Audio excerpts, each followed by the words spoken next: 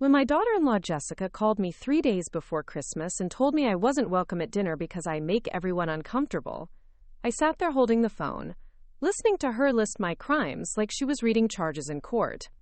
Apparently, I asked too many questions about their finances, I brought the wrong wine last year, and worst of all, I had the audacity to suggest that maybe their 4-year-old daughter shouldn't be opening presents worth more than most people's monthly salary. But what Jessica didn't know, as she delivered her little speech with all the warmth of a parking ticket, was that for the past 10 years, I'd been quietly paying their mortgage every single month. $2,400, transferred directly from my teacher's pension to their bank account, so they could live in that pristine suburban paradise and pretend they'd earned it all by themselves. She also didn't know that, as she spoke, I was already opening my laptop and navigating to my online banking. By the time she hung up on me, convinced she'd finally put the difficult mother-in-law in her place, I had already canceled the automatic transfer. Christmas dinner was off the table, and so was their house. Before we jump back in, tell us where you're tuning in from. And if this story touches you, make sure you're subscribed, because tomorrow, I've saved something extra special for you. My name is Stella Martinez, and at 68 years old, I thought I knew everything there was to know about family disappointment. I raised 3 children as a single mother after my husband Carlos died in a construction accident when the youngest was barely walking. I worked double shifts as a substitute teacher, took night classes to get my master's degree, and somehow managed to keep food on the table and dreams alive in a house that seemed to shrink every year as the kids grew bigger. I wasn't perfect, but I was present. I showed up for every soccer game, every school play, every midnight fever, and every broken heart. When my son Miguel graduated college and announced he was marrying Jessica, I was thrilled. Not because I particularly liked her, but because he was happy, and after everything we'd been through, his happiness felt like a victory I'd helped earn. Jessica came from money, the kind of family where college was assumed, not hoped for, and where wedding gifts came with 4-digit price tags. Her parents owned a chain of dental practices across 3 states. And she had that effortless confidence that comes from never worrying about whether the lights would stay on or whether there would be enough left over for school supplies after paying rent. When they got engaged, she made it clear that the wedding would be elegant, expensive, and everything she'd dreamed of since childhood. Miguel was working entry-level at an accounting firm, bringing home barely enough to cover his own student loans, let alone contribute meaningfully to the kind of celebration Jessica envisioned. That's when I made my first mistake, though. I didn't see it that way at the time. I offered to help with the wedding costs. Not all of it, but a substantial chunk that would make the difference between the backyard barbecue Miguel could afford and the country club affair Jessica expected. I dipped into my retirement savings, cashed out some bonds Carlos had left me, and handed over $15,000 with a smile and a blessing. I told them it was my gift, my way of starting their marriage off right, without the stress of debt hanging over their heads like storm clouds. The wedding was beautiful, everything Jessica had wanted. She glided down the aisle in a dress that cost more than my car, surrounded by flowers that would have fed a family for months, while Miguel stood at the altar looking like he'd won the lottery. During the reception, Jessica's father made a speech about how proud he was to welcome Miguel into their family, how successful young people like them would undoubtedly build something wonderful together. No mention of the single mother who'd raised the groom, no acknowledgement of where a significant portion of the funding had come from, but I told myself it didn't matter. Miguel was happy, and that was enough. 6 months after the honeymoon, they started house hunting. Jessica had very specific requirements: new construction, gated community, granite countertops, and a 3-car garage for the luxury vehicles she planned to acquire once Miguel's career took off. The houses she liked started at $400,000, well beyond what Miguel's salary could support, even with her part-time job at her father's practice. They applied for mortgages and were approved for much less than they needed for Jessica's dream home. I watched my son's face fall as he tried to explain to his wife that they might need to adjust their expectations, start smaller, work their way up like most young couples do. That's when Jessica came to me with tears in her eyes and a proposal that made my chest tighten with both pride and dread. She needed a co-signer, someone with steady income and good credit to help them qualify for the mortgage on the house she'd already fallen in love with. She painted a picture of Sunday dinners and holidays, of grandchildren playing in a safe neighborhood, of the stability that Miguel deserved after growing up with so much uncertainty. She promised they'd never ask for anything else, that this was just a temporary arrangement until Miguel's promotions kicked in and they could refinance on their own. I said yes, of course. How could I not? My son had worked so hard to build a life different from the one he'd grown up in, and if I could help him achieve that security, wasn't that what any mother would do? I co-signed the mortgage, putting my own credit and financial stability on the line for their happiness. But what started as co-signing quietly evolved into something else entirely. 2 months after they moved in, Miguel called me in a panic. His hours had been cut at work, some restructuring that meant less overtime, and a significantly smaller paycheck. They were going to miss their first mortgage payment, and he was terrified of what that would do to their credit, to their future, to the home Jessica had already started decorating with expensive furniture. I told him not to worry, that we'd figure it out together. I made the payment that month, and the next, telling myself it was temporary, just until things stabilized. But Miguel's hours didn't get restored, and Jessica, who had been working part-time, decided to quit entirely to focus on starting a family. The temporary assistance became a monthly reality, $2,400 automatically transferred from my account to theirs, quietly covering the mortgage while they lived the life they wanted but couldn't afford. At first, there was gratitude, awkward conversations where Miguel would promise to pay me back, where Jessica would mention how much they appreciated my help. But as months turned into years, the gratitude faded into expectation, and eventually into something that looked uncomfortably like entitlement. They stopped mentioning the payments, stopped acknowledging that their beautiful home existed because their retired teacher mother was subsidizing their lifestyle.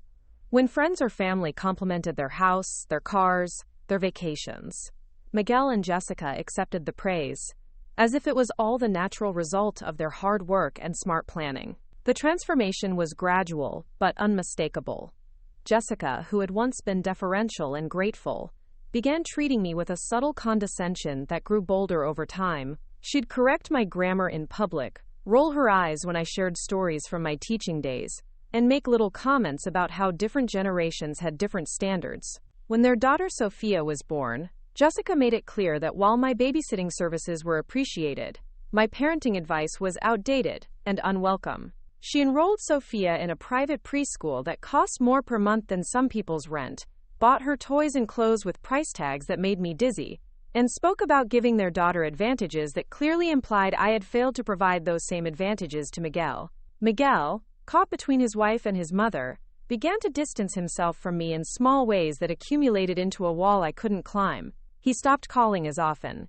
Visits became shorter and more formal, and when we did spend time together, Jessica was always there, managing the conversation like a moderator, keeping things on track. If I brought up family history, shared memories from Miguel's childhood, or tried to connect with him the way we used to, Jessica would redirect the conversation toward their current life, their plans, their achievements.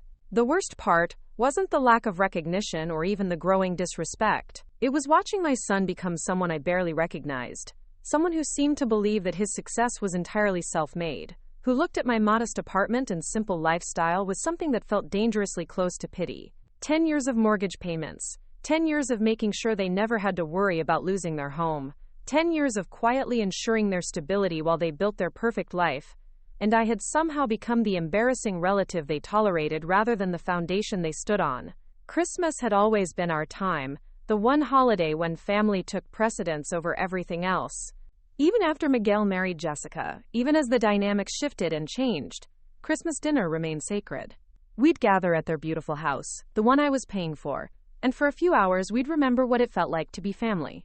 Sophia would show me her latest drawings, Miguel would relax enough to laugh at my old stories, and even Jessica would soften around the edges, caught up in the magic of the season.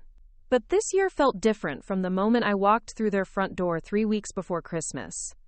Jessica was in full holiday preparation mode, the house decorated with professional precision, every surface adorned with expensive ornaments and fresh greenery that probably cost more than most people's entire Christmas budget. She barely looked up when I arrived, too busy directing the installation of what appeared to be a 12-foot Christmas tree in their living room. I offered to help, the way I always did, but Jessica waved me off with barely concealed irritation. She was handling everything. She told me everything was under control, and really, the best way I could help was to just stay out of the way. I sat in their kitchen, watching strangers transform their home into something that belonged in a magazine, feeling like a visitor in a place I was paying to maintain. Preparing and narrating this story took us a lot of time. So if you are enjoying it, subscribe to our channel. It means a lot to us. Now, back to the story. That's when Sophia ran in, 6 years old and bubbling with excitement about Christmas morning. She climbed into my lap and started telling me about her wish list, a document that apparently required a printed spreadsheet to properly catalog. As she rattled off brand names and prices with the casual confidence of a child who had never been told we can't afford that, I felt something cold settle in my stomach. A tablet that cost $800. Shoes that cost more than my monthly grocery budget. A dollhouse that required assembly instructions and had its own mortgage payment. I listened to my granddaughter describe Christmas morning like it was a retail transaction, a negotiation between her desires and her parents' ability to deliver increasingly expensive dreams. When I gently suggested that maybe Christmas was about more than presents, that some of the most meaningful gifts couldn't be bought in stores, Jessica appeared in the doorway like she'd been summoned by some maternal alarm system. She scooped Sophia away from me with the practiced efficiency of someone removing a child from danger, explaining that they didn't want to confuse Sophia with different messages about Christmas when she was still so young. Later, when Miguel came home from work, I tried to talk to him privately about the conversation, about my concerns that Sophia was being raised to equate love with luxury, that maybe they should consider scaling back the extravagance just a little. I wasn't criticizing, I told him, just sharing some perspective from someone who had raised 3 children on a teacher's salary and somehow managed to make every Christmas magical without taking out a second mortgage. Miguel's response was swift and sharp, a defensiveness that caught me off guard. He didn't need parenting advice from someone whose idea of Christmas shopping was hitting the clearance racks after Thanksgiving. They were giving Sophia opportunities I had never been able to provide, experiences and advantages that would set her up for success in ways that my limited resources never could. If I couldn't support their choices, maybe I should keep my opinions to myself. The words hit like physical blows, not because they were particularly cruel, but because they came from my son, the boy I had sacrificed everything to raise, spoken with the entitled confidence of someone who had forgotten where his stability came from. I sat there in their expensive kitchen, surrounded by granite countertops and stainless steel appliances that I was helping to pay for, listening to my son lecture me about providing advantages, and I felt something fundamental shift inside my chest. That night, I went home to my small apartment and sat in my old recliner, the one Carlos had bought me for our 10th anniversary, and tried to make sense of what my family had become.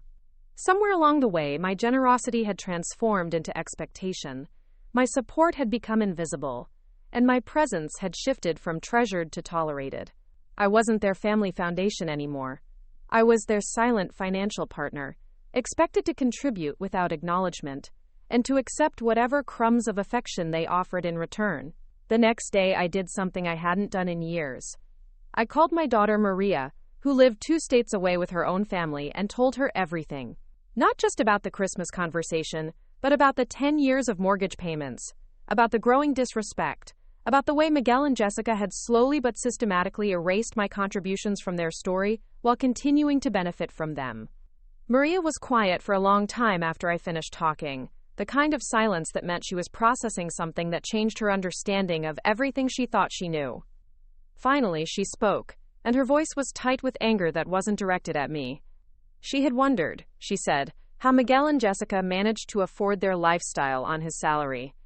She had assumed there was family money from Jessica's side, some trust fund or inheritance that explained the house, the cars, the vacations that seemed beyond their means. When I told her the truth, about the co-signing that became permanent support, about the monthly transfers that had continued for a decade, Maria's response was immediate and unequivocal.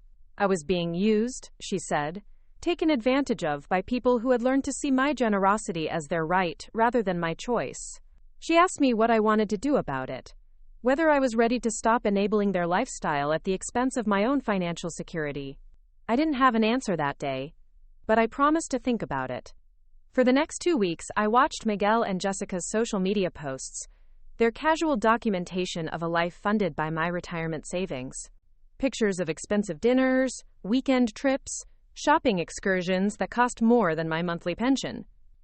They tagged each other in posts about gratitude and hard work, about the blessings of success and the rewards of dedication, never once acknowledging the invisible support that made their apparent prosperity possible. The breaking point came on December 22nd, 3 days before Christmas, when Jessica called me with her ultimatum disguised as a family decision. She had been thinking, she said, about Christmas dinner and the dynamics that made everyone uncomfortable. Some family members, meaning me, had a tendency to make inappropriate comments, to bring negative energy to what should be a joyful celebration. This year, they had decided to keep Christmas small and intimate, just their immediate family, to focus on Sophia and creating the right atmosphere for her holiday memories. I was being disinvited from Christmas dinner, dismissed from the family celebration like a problematic employee being let go. Jessica delivered the news with the cold efficiency of someone who had rehearsed the conversation, addressing my anticipated objections before I could voice them. This wasn't personal, she insisted, just practical. They hoped I would understand and support their decision to prioritize Sophia's experience over adult feelings. As I listened to her speak, as I absorbed the reality that I was being excluded from the family I had helped support for a decade, something crystallized in my mind with perfect clarity. Jessica was right about one thing. This wasn't personal. It was business. And if they were ready to treat our relationship as a business arrangement, then I was ready to renegotiate the terms. I hung up the phone without arguing, without pleading, without giving Jessica the dramatic confrontation she might have expected. Instead, I opened my laptop, logged into my online banking, and stared at the automatic transfer that had been running for 10 years, $2,400 every month, moved from my account to theirs, without fail, without recognition, without gratitude. The cancellation took less than 60 seconds. A few clicks, a confirmation password, and suddenly the financial foundation of their perfect life was gone, erased as easily as Jessica had erased me from Christmas dinner.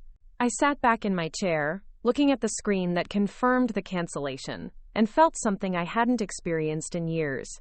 Complete and total control over my own life. They would discover the change when their January mortgage payment failed to process, when their bank called to inform them that their account was short, and their payment was late.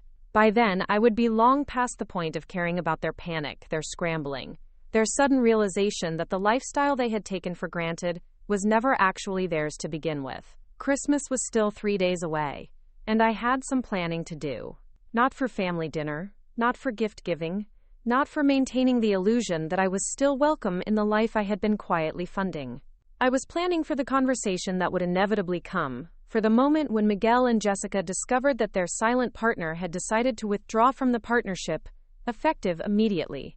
For the first time in 10 years, I was going to have a Christmas that was truly my own, free from the weight of unacknowledged obligations and unappreciated sacrifices.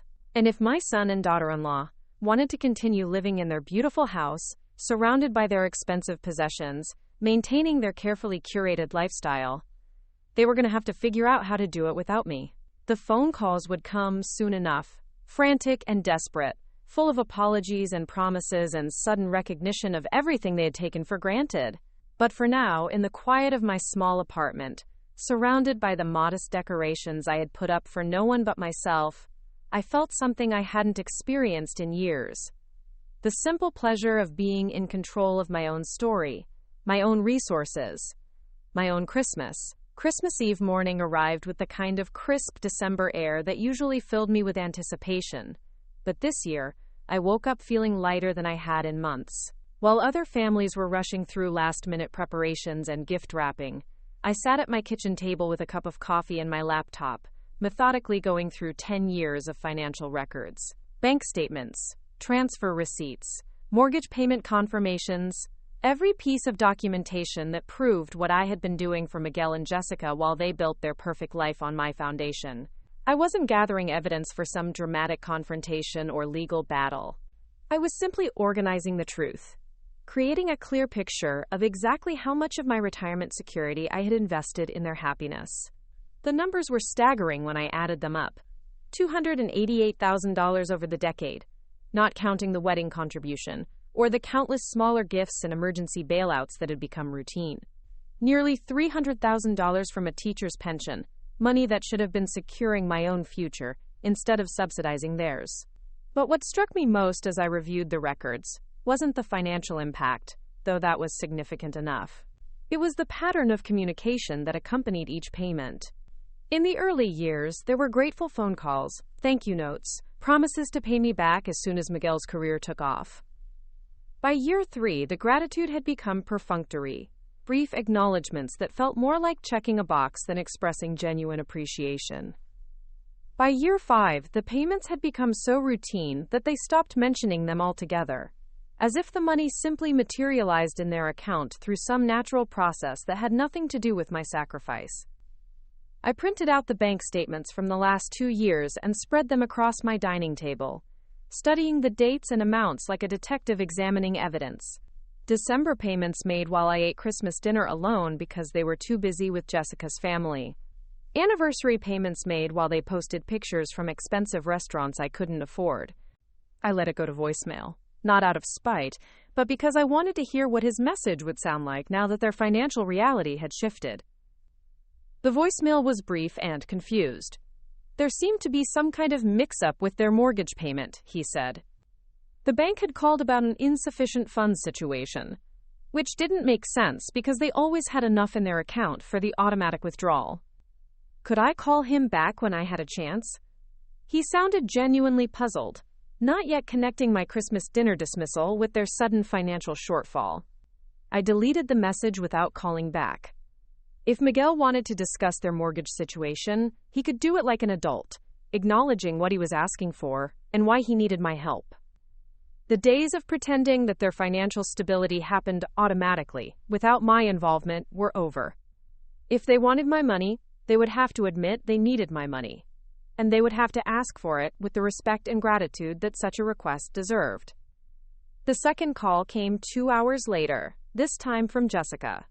Her voice tight with the kind of controlled panic that suggested she had figured out the connection between my absence from Christmas dinner and their missing mortgage payment.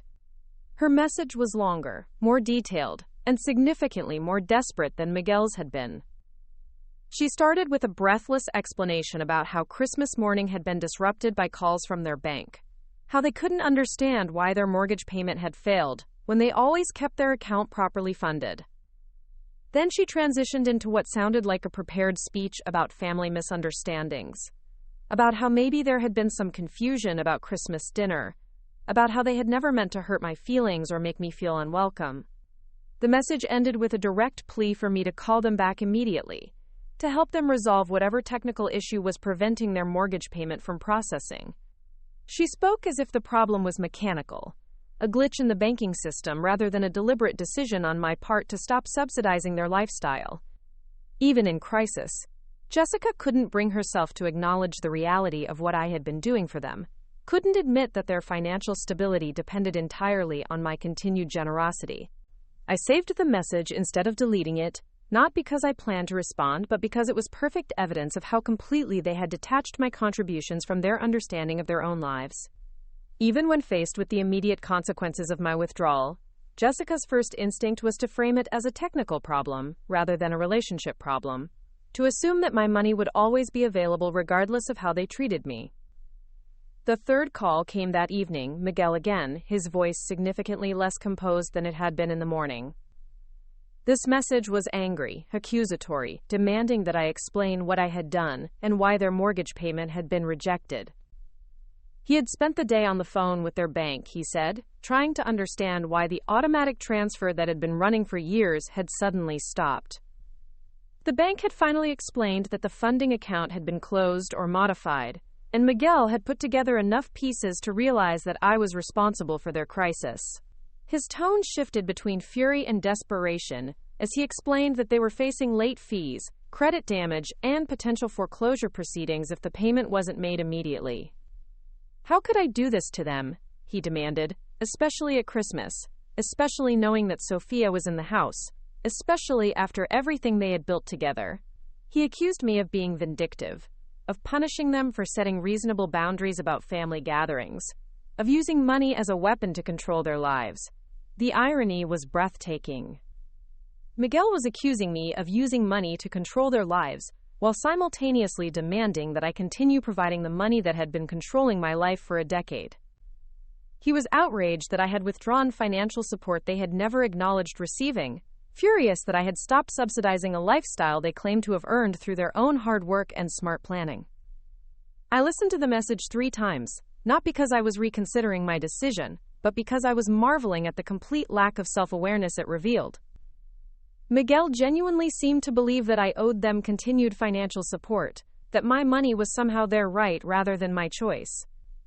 He had no concept of the sacrifice I had been making, no understanding of how their ingratitude and disrespect had gradually eroded my willingness to continue funding their dreams. The 4th call came late that night, after Sophia had presumably been put to bed, and Miguel and Jessica had time to fully process the scope of their situation. This time, it was Miguel again, but his tone was completely different. The anger was gone, replaced by the kind of desperate humility that comes when someone realizes they have pushed too far and lost something irreplaceable. He started with an apology, acknowledging that they had handled Christmas dinner poorly, that Jessica's decision to exclude me had been hurtful and wrong. He admitted that they had gotten comfortable taking my help for granted, that somewhere along the way they had stopped appreciating what I was doing for them and started expecting it instead. He promised that things would be different, that they would make sure I felt valued and included, that Christmas dinner next year would be everything it should have been this year. Then came the plea for mercy, the desperate request that I reinstate the mortgage payments, at least temporarily, while they figured out how to manage the transition. They couldn't afford to lose the house, he said, not just because of the financial catastrophe it would represent, but because it was Sophia's home, the only stability she had ever known. How could I punish an innocent child for her parents' mistakes? The message ended with Miguel crying, actual tears audible in his voice as he begged me to reconsider, to find some way to work things out that didn't destroy everything they had built. He promised to pay me back, promised to appreciate my help properly, promised to make sure Jessica treated me with the respect I deserved. All the promises he should have been making for years, delivered now only because their financial security was in jeopardy. I felt something twist in my chest as I listened to my son break down. But it wasn't the maternal instinct to rescue him that had driven so many of my decisions over the years. It was sadness for what our relationship had become, grief for the son who had once valued my opinion and sought my advice, who had grown into a man who only remembered to appreciate me when he needed my money. The next morning brought a text message cascade, dozens of urgent pleas from both Miguel and Jessica, each one more desperate than the last. They had spent the night researching their options, trying to figure out how to cover the mortgage payment on their own, and the reality of their situation was finally sinking in. Without my monthly contribution, they couldn't afford to stay in the house. Miguel's salary alone wouldn't cover the mortgage, utilities, car payments, and credit card bills that had accumulated during their years of living beyond their means. Jessica's messages were particularly revealing. She listed all the expenses they would have to cut, all the sacrifices they would have to make if I didn't resume the payments. Sophia's private school would have to go. The luxury cars would have to be traded for something more practical. The vacation they had planned for spring break would have to be canceled. The organic grocery budget would have to be slashed. Every message was a catalog of lifestyle downgrades that would be required if they had to live within their actual means. What struck me most about Jessica's panic wasn't the financial fear, though that was obviously real. It was her complete inability to imagine a life that didn't include the standard of living my money had made possible. She had become so accustomed to affluence that the prospect of living like a normal middle-class family felt like poverty to her. The idea of shopping at regular grocery stores, driving practical cars, sending Sophia to public school, taking modest vacations, all of these seemed like unbearable hardships, rather than the reality most families lived with every day. I spent that morning doing something I hadn't done in years. I calculated what my retirement would look like if I kept every penny of my pension for myself. Without the monthly mortgage payment draining my resources, I could afford to travel, to take classes, to renovate my apartment, to build the kind of life I had always put on hold while supporting others. I could visit Maria more often, maybe even relocate to be closer to her family. I could pursue hobbies I had abandoned, friendships I had neglected, dreams I had deferred. The financial freedom was intoxicating, but it was more than just money. For the first time in a decade, I was making decisions based on what I wanted, rather than what others needed from me. I was prioritizing my own security, my own happiness, my own future. The guilt I expected to feel about Miguel and Jessica's situation never materialized.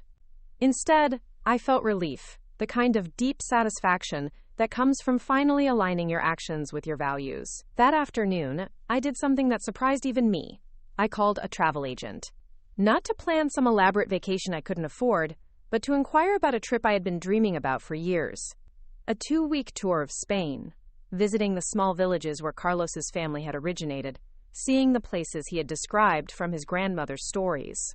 The trip would cost less than 2 months of Miguel's mortgage payments, and for the first time in years, I had the freedom to spend my money on something that would bring me joy instead of subsidizing someone else's lifestyle. The travel agent was enthusiastic, knowledgeable, and completely focused on what I wanted from the experience. As we discussed itineraries and accommodations, I realized how long it had been since anyone had asked what I wanted, what would make me happy, what dreams I might have that were worth pursuing. The conversation lasted an hour, and by the end of it, I had a preliminary booking for a trip that would happen in March, funded entirely by money that would have otherwise gone to Miguel and Jessica's mortgage. When I hung up the phone, I felt something I hadn't experienced in years: excitement about my own future. Not excitement about Sophia's milestones or Miguel's career advancement or Jessica's latest home improvement project, but genuine anticipation for something that was mine, something that no one could take away or undervalue or dismiss as unimportant. The calls from Miguel and Jessica continued throughout the week between Christmas and New Year's, each one more frantic than the last as the reality of their situation became clearer. They had contacted mortgage brokers, financial advisors, even Jessica's wealthy parents, trying to find a solution that didn't require them to fundamentally change their lifestyle. Every option they explored led back to the same conclusion. Without my monthly contribution, they couldn't afford to maintain their current standard of living. Jessica's parents, it turned out, were less willing to subsidize their daughter's lifestyle than I had been. They offered to help with a short-term loan, but made it clear that they expected Jessica and Miguel to develop a sustainable budget that didn't require ongoing family support. The dental practice money came with strings attached, expectations of financial responsibility that my pension money had never carried. Miguel's attempts to secure additional income were equally frustrating. His employer had no interest in restoring his hours or offering him a promotion that would significantly increase his salary. The accounting firm was cutting costs, not expanding opportunities, and Miguel's skill set was neither unique nor particularly valuable in the current job market. The career advancement that had always been just around the corner was revealed to be more wishful thinking than realistic expectation. By New Year's Eve, their messages had shifted from anger and desperation to something that looked almost like acceptance. They were going to have to make significant changes, Miguel admitted, but maybe that wouldn't be entirely bad. Maybe they had gotten too comfortable living beyond their means, too dependent on external support to maintain their lifestyle. Maybe this crisis was an opportunity to build something more sustainable, more authentically theirs. Jessica's message that day was the closest thing to a genuine apology I had received from her. She acknowledged that they had taken my generosity for granted, that she had been ungrateful and disrespectful, that excluding me from Christmas dinner had been cruel and unnecessary. She didn't ask me to resume the mortgage payments, didn't make any demands or ultimatums. She simply said she was sorry, and that she hoped I could find it in my heart to forgive them eventually, even if I couldn't continue supporting them financially. I read her message several times, looking for manipulation or hidden agenda, but it seemed genuinely contrite. The crisis had apparently forced some self-reflection, some recognition of how their treatment of me had contributed to the situation they now found themselves in. It was the kind of acknowledgement I had been hoping for over the years, delivered only now when it was too late to change my decision but still meaningful in its own way. On New Year's Day, I wrote them a letter. Not an email or a text message, but an actual handwritten letter on good stationery. The kind of formal communication, that important decisions deserve. I told them that I forgave them for the disrespect and ingratitude, that I understood how easy it was to take family support for granted when it had been constant and reliable for so long. I acknowledged that my decision to withdraw financial support had created a crisis for them, and I expressed genuine hope that they would find a way to build a sustainable life within their actual means. But I also made it clear that my decision was final. The mortgage payments would not resume, not temporarily, not conditionally, not under any circumstances. I was reclaiming my financial independence after a decade of sacrificing my security for their comfort, and I was not going to allow guilt or family obligation to pull me back into an arrangement that had gradually become harmful to my own well-being. I explained that the money I had been sending them would now be used for my own retirement security, for travel and experiences I had been deferring, for the kind of life I deserved to live after working hard and saving carefully for decades. I told them about the trip to Spain, about my plans to explore other places Carlos and I had dreamed of visiting together, about the classes I wanted to take, and the hobbies I wanted to pursue. The letter ended with an invitation, but not the kind they were hoping for. I told them that when they had adjusted to their new financial reality, when they had created a sustainable budget and lifestyle that reflected their actual income, I would be happy to rebuild our relationship on more honest terms. I wanted to be their family, not their financial institution. I wanted them to appreciate my presence in their lives for reasons that had nothing to do with money. I mailed the letter on January 2nd, along with copies of the bank statements showing 10 years of mortgage payments, so they would have a complete record of exactly how much I had contributed to their lifestyle over the years. Not as evidence for some legal proceeding, but as documentation of a chapter in our family history that was now permanently closed. The response to my letter was swift and predictable. Miguel called within hours of receiving it, his voice a mixture of panic and disbelief.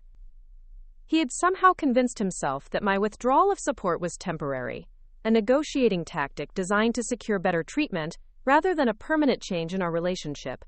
The finality of my decision hit him like a physical blow, and his message was filled with the kind of desperate bargaining that comes when someone realizes they have lost something they can never recover. Jessica's response was different, quieter, more resigned. She left a brief voicemail acknowledging that she had received my letter and the bank statements, saying that she finally understood the scope of what I had been doing for them over the years. She sounded exhausted, defeated, but also oddly relieved, as if the pretense of their financial independence had been as draining for her as the reality of supporting them had been for me. The last message I received from them came a week later, from Miguel, informing me that they had listed the house for sale. They couldn't afford the mortgage without my help, and rather than face foreclosure, they had decided to sell while they still had some equity to extract. They had found a smaller rental house in a different school district, one that would accommodate their actual budget, and Sophia would be transferring to public school for the remainder of the academic year. Miguel's tone was flat, businesslike, as if he was reporting the weather rather than describing the dismantling of the life they had built with my money. There was no anger left, no blame, no final desperate plea for me to change my mind.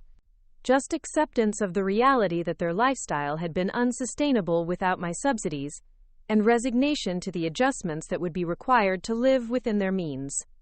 I felt a complex mixture of emotions as I listened to his message.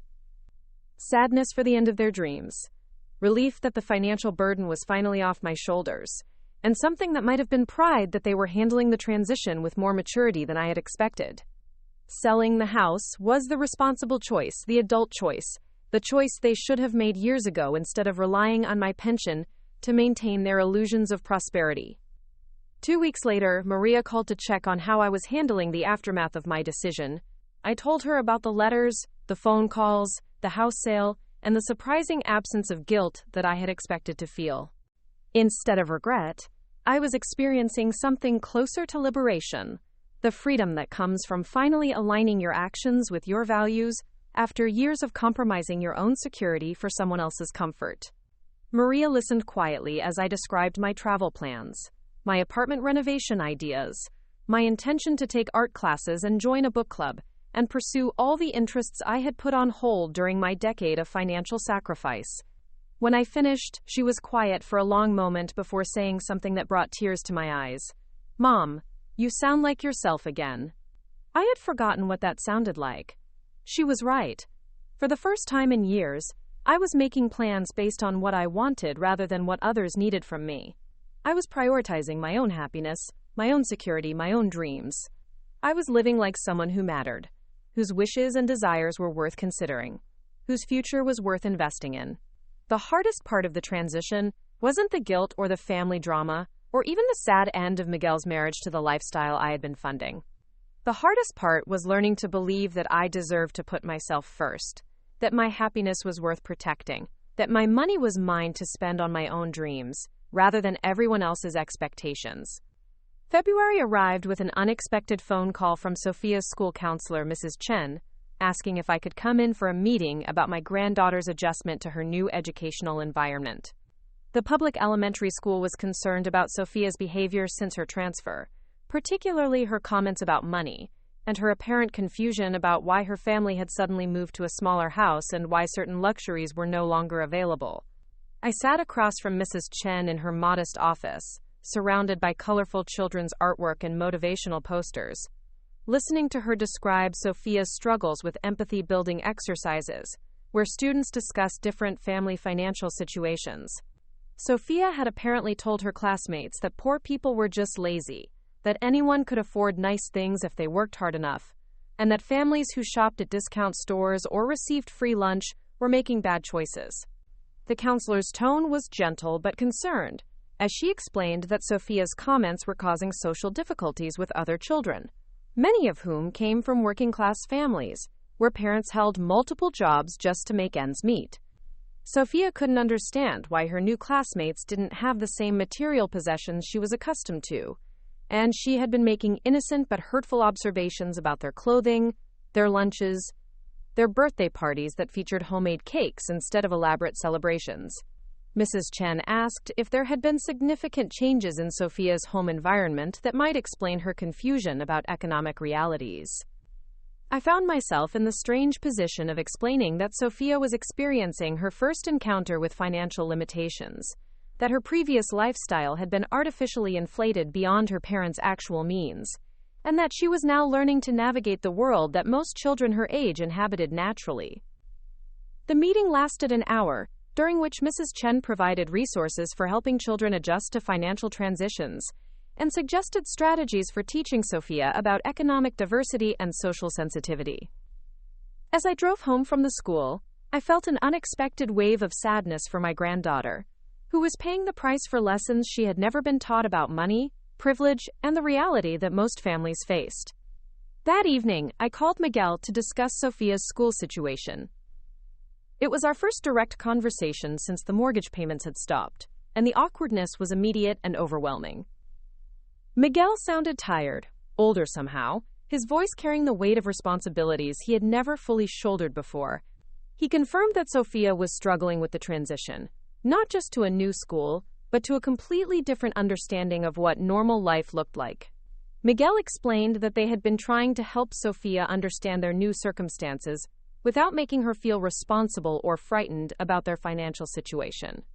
It was proving more difficult than they had anticipated because Sophia had no framework for understanding economic limitations.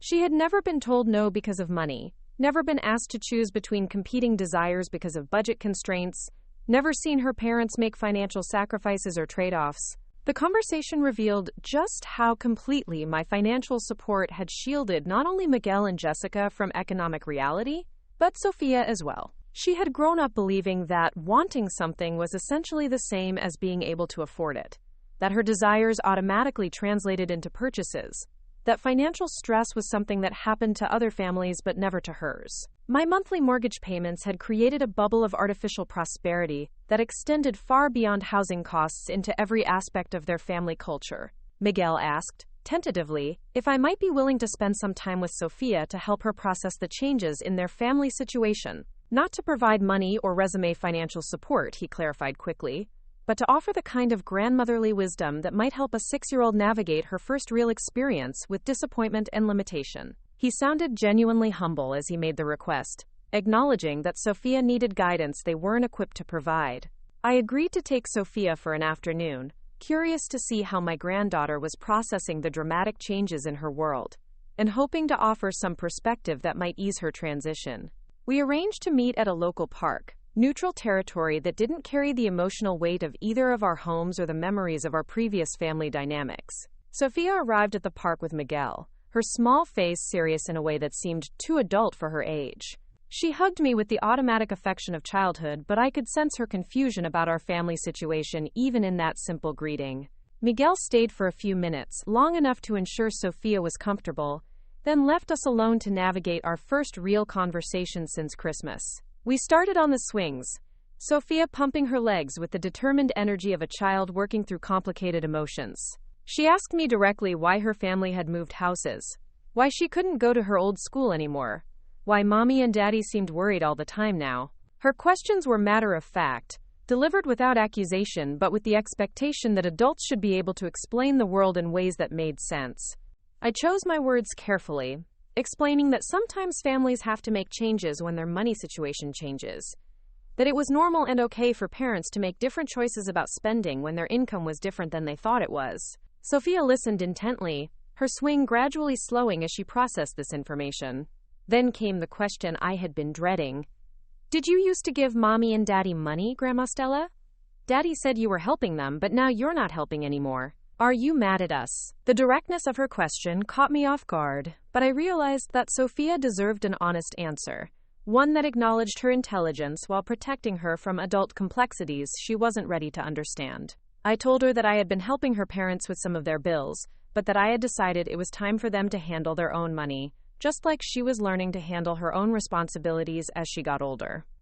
Sophia nodded thoughtfully, then asked if that meant I didn't love them anymore. The question pierced something deep in my chest, and I stopped swinging entirely to look at her directly. I explained that love and money were completely different things, that I would always love her and her parents no matter what happened with finances, but that sometimes loving someone meant letting them learn to take care of themselves instead of always helping them. We moved to the playground equipment, where Sophia's questions continued in the rambling, associative way that children process complex information. She wanted to know if other kids' grandparents helped their families with money, if it was normal for families to move houses, if her new school friends would think less of her because her house was smaller now. Each question revealed another layer of privilege she was learning to examine, another assumption about how the world worked that was being challenged by her new circumstances. As we played together, I began to see glimmers of resilience in Sophia that I hadn't expected. She adapted quickly to the playground equipment at this public park, which was older and less elaborate than the private facilities she was accustomed to. She struck up conversations with other children without the social hesitation I might have anticipated, and she seemed genuinely curious about their different experiences rather than judgmental about their circumstances. When Miguel returned to pick her up, Sophia ran to him with renewed energy, chattering about the games we had played and the kids she had met. She seemed lighter somehow, as if our conversation had relieved some burden she had been carrying about her family's changes.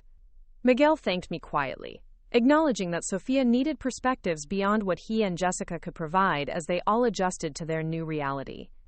Driving home from the park, I reflected on how my withdrawal of financial support had created ripple effects I hadn't fully anticipated. Sophia's adjustment struggles weren't just about changing schools or moving houses. They were about learning to see the world through a lens that wasn't distorted by artificial abundance. In some ways, this transition might ultimately benefit her, teaching her empathy and resilience that her previous lifestyle had inadvertently prevented her from developing. The next week brought an unexpected visitor to my apartment. Jessica stood at my door on a Thursday afternoon, looking smaller somehow than she had at Christmas, her designer clothes replaced with more practical attire that still looked expensive but less deliberately so. She asked if we could talk, her voice carrying none of the entitled confidence I remembered from our previous interactions. I invited her in, curious about what had motivated this visit and what she hoped to accomplish through direct conversation rather than the phone calls and messages that had characterized our communication since Christmas. Jessica sat on my old couch, looking around my modest living room with what appeared to be genuine interest, rather than the barely concealed disdain I remembered from her previous visits. She started with an apology that seemed more thoughtful than the crisis-driven messages she had sent in January.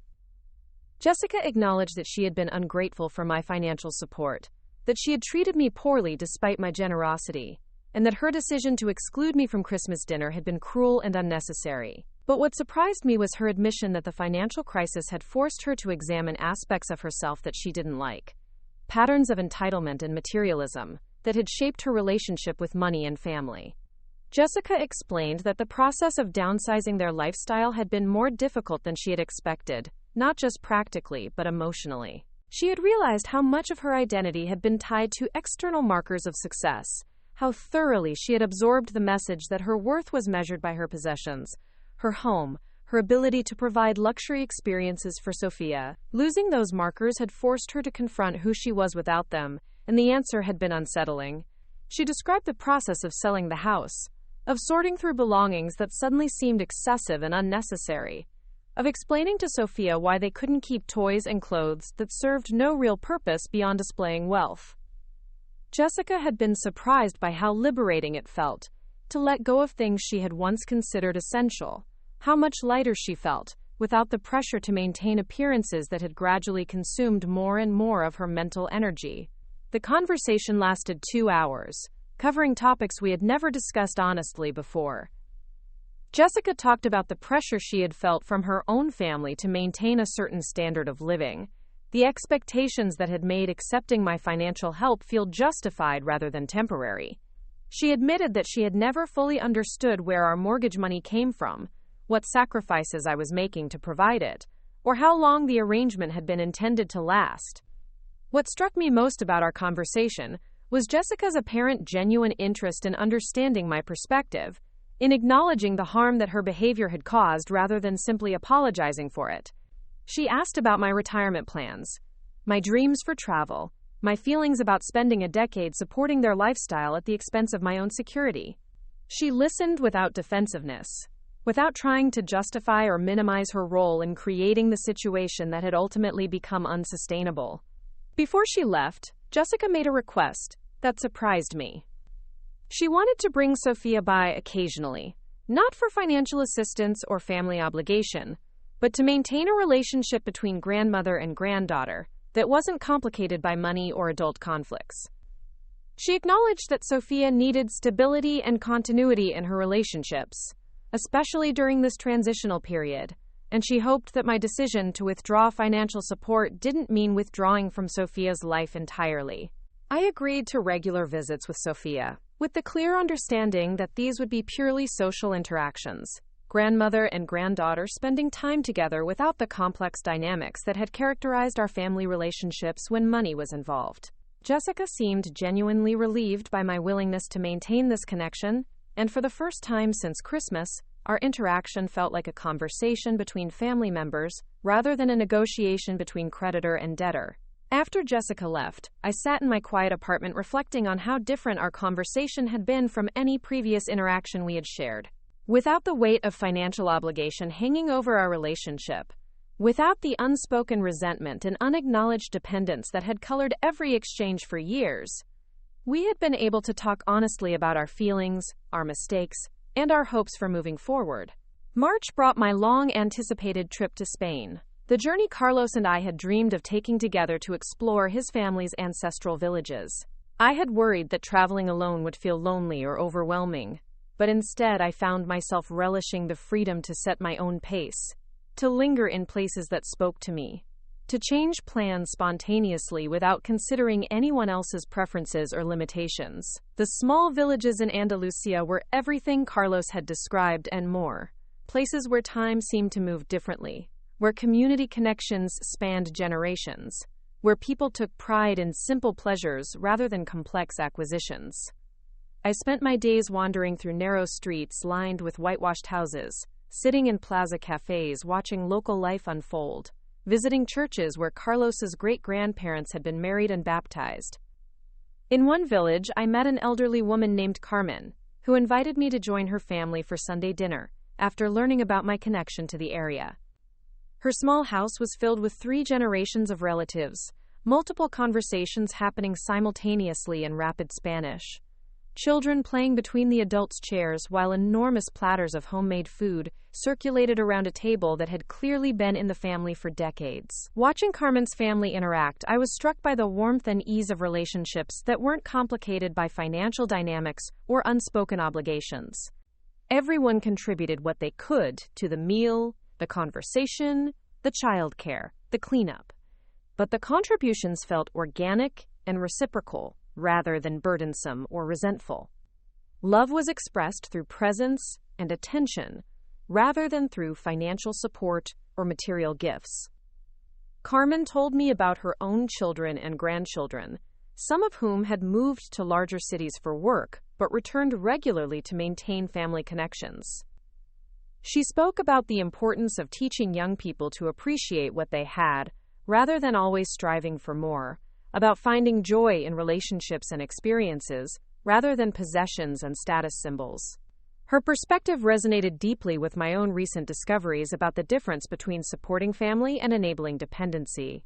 I stayed in that village for 3 extra days, drawn by the sense of community and the refreshing absence of materialistic pressure that had become so familiar in my interactions with Miguel and Jessica.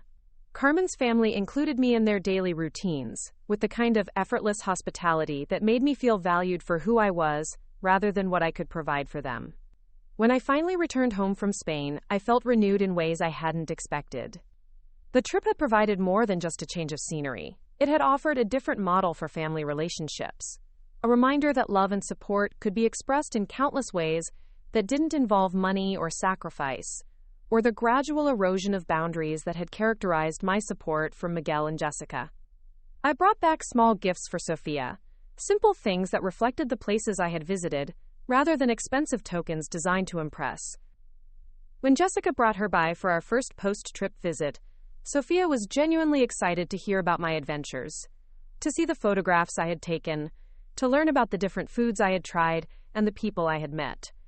Her interest felt pure, uncomplicated by expectations or demands, focused on connection rather than acquisition. During that visit, Sofia mentioned casually that her family was doing better in their new house, that Daddy seemed less worried than he had been before, that Mommy was learning to cook more meals at home instead of ordering restaurant deliveries. She described these changes matter-of-factly, without sadness or resentment, as if she had successfully adapted to a different way of living and found unexpected benefits in the transition. Jessica confirmed Sofia's observations, explaining that their adjustment to living within their actual means had been challenging but ultimately positive. Miguel had taken on additional responsibilities at work that came with a modest salary increase, and Jessica had started working more hours at her father's dental practice to contribute meaningfully to their household income. They were learning to budget carefully, to make thoughtful choices about spending, to find satisfaction in financial stability rather than financial excess. The most significant change, Jessica said, was in their relationship dynamics. Without the constant pressure to maintain a lifestyle they couldn't afford, without the unspoken tension of depending on external financial support, she and Miguel had been able to focus on building a partnership based on their actual resources and capabilities. They were learning to communicate about money honestly, to make decisions together about priorities and trade-offs, to take pride in achievements that reflected their own efforts rather than someone else's generosity. April brought an unexpected phone call from Miguel, asking if I would be willing to meet him for coffee to discuss something important. His tone was serious but not desperate, focused rather than frantic, and I agreed to meet him at a small cafe near my apartment.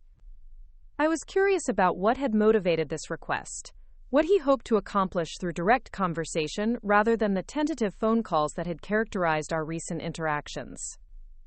Miguel arrived at the cafe looking more relaxed than I had seen him in years, his clothing more casual, his demeanor less tense than I remembered from our previous meetings.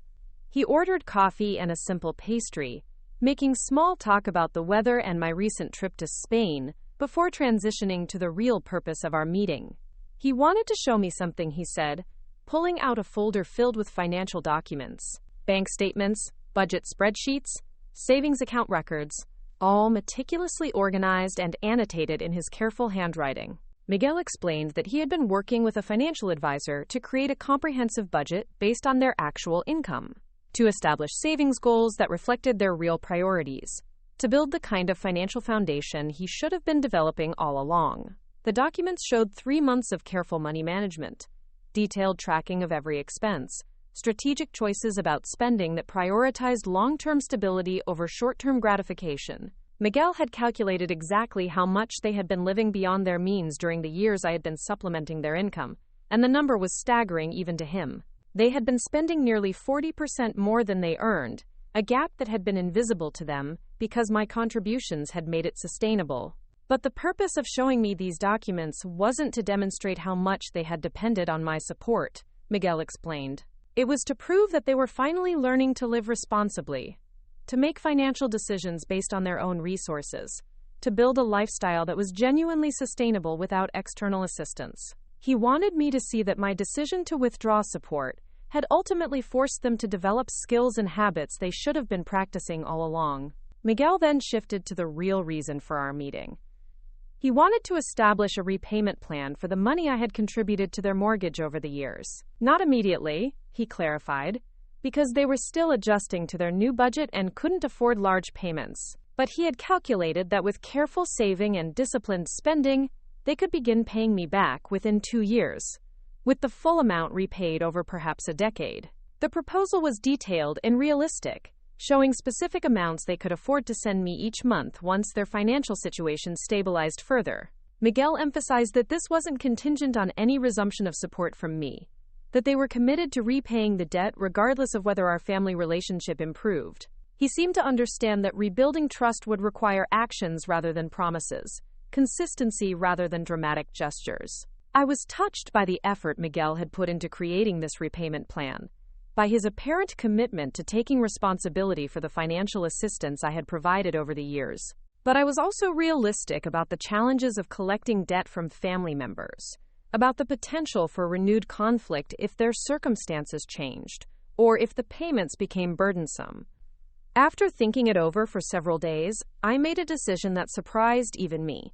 I called Miguel and told him that while I appreciated his offer to repay the money, I was choosing to consider my mortgage contributions a gift rather than a loan. Not because I wanted to enable continued financial irresponsibility, but because I wanted to close that chapter of our relationship completely, without ongoing financial obligations that might complicate our efforts to rebuild family connections on healthier terms. I explained that my primary goal had never been to get the money back, but to stop subsidizing a lifestyle that was preventing him and Jessica from developing financial independence and personal responsibility.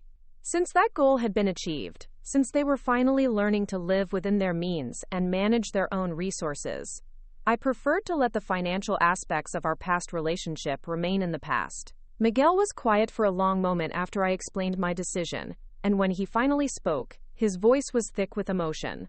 He said that my generosity in forgiving the debt meant more to him than any financial assistance ever had, because it represented faith in his ability to build a better life going forward rather than dwelling on past mistakes. He promised that they would honor my sacrifice by continuing to live responsibly, by teaching Sophia the financial values they should have been modeling all along, by building the kind of family stability that justified the investment I had made in their future. May brought Sophia's 7th birthday, and Jessica asked if I would like to attend the celebration. It would be different from previous years, she warned. A small gathering at their rental house with homemade cake and simple decorations rather than the elaborate parties Sophia had been accustomed to. I agreed to attend, curious to see how they would handle this milestone in their changed circumstances. The party was indeed different from Sophia's previous birthday celebrations, but the difference was entirely positive. Instead of overwhelming abundance and competitive gift-giving, the focus was on family time, creative activities, and genuine celebration of Sophia as a person, rather than as a recipient of expensive presents. Jessica had organized craft stations where children could make their own party favors. Miguel had set up outdoor games that required creativity rather than costly equipment, and the homemade decorations reflected effort and thoughtfulness rather than professional coordination. Sophia seemed delighted with the celebration, engaged with her guests in ways that felt more authentic than I remembered from her previous parties. Instead of passively receiving elaborate gifts and entertainment, she was actively participating in creating the fun, helping other children with craft projects, leading games she had invented, displaying social skills that seemed more developed than they had been when her parties were professionally managed. The gifts Sophia received were modest but thoughtful: books and art supplies and puzzles that reflected the giver's knowledge of her interests, rather than expensive items chosen primarily for their price tags. Sophia opened each present with genuine excitement, spending time with each gift rather than quickly moving on to the next item in a pile of unopened packages. She thanked each guest personally, engaging with them about their gift choices in ways that demonstrated real appreciation rather than automatic politeness. Watching Sophia's birthday party, I realized that my withdrawal of financial support had ultimately benefited her as much as her parents. She was learning to find joy in simple pleasures, to appreciate thoughtful gestures rather than expensive displays, to participate actively in creating happiness rather than passively consuming entertainment provided by others.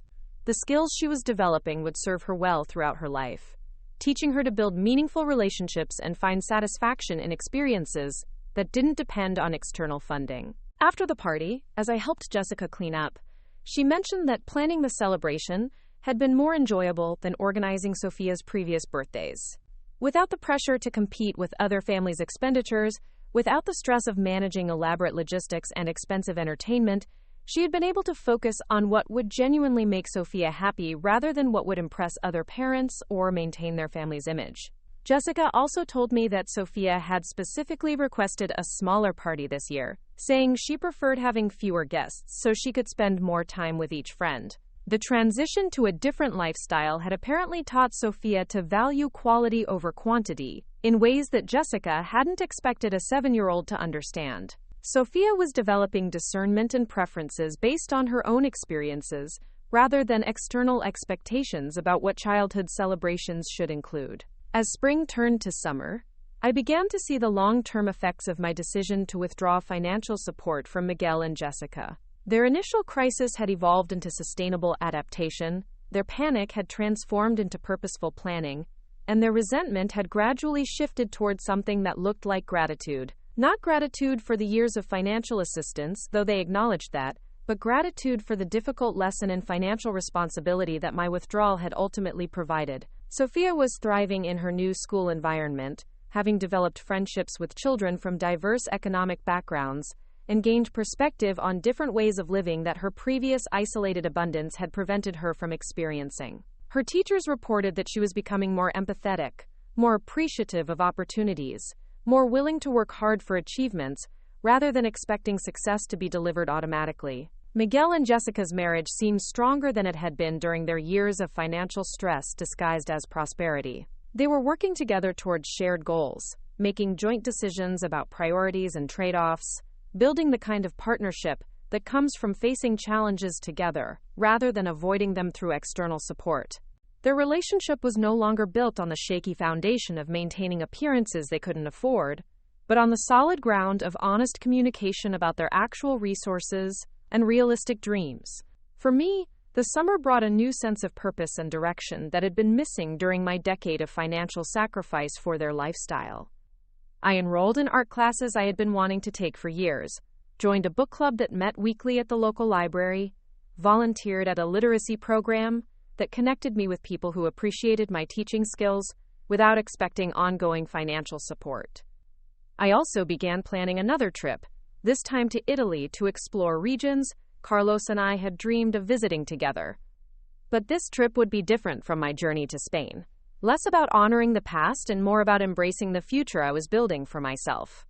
I was learning to see travel not as an indulgence or escape, but as an investment in experiences that enriched my life and expanded my understanding of the world. The financial freedom I had reclaimed by stopping Miguel's mortgage payments was transforming every aspect of my life, but the change went far beyond money.